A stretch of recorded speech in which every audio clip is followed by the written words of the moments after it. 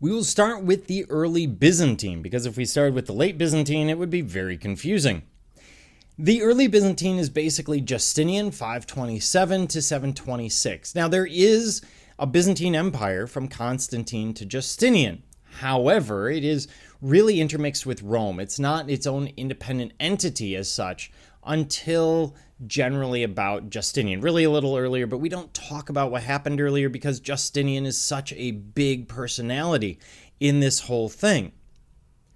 Now, he is a fairly youthful emperor. He is going to be very, very powerful. He's seeking to effectively recreate what had been ancient Rome, and he's adopting a lot of the visual language of Rome. For example, the violet or purple toga, which is a carryover from the emperor being used by the Byzantines.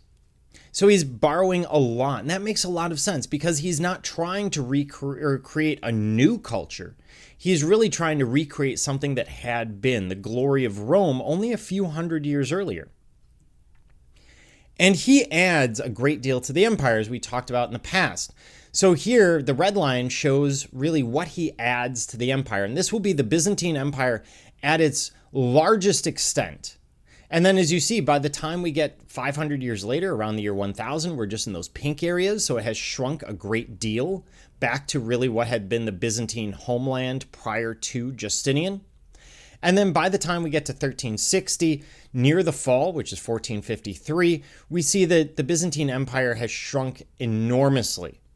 And it is basically continuously shrinking, starting with Justinian and moving downhill from there. But it does give us this culture of power and optimism that we don't see in the Byzantine Empire later on.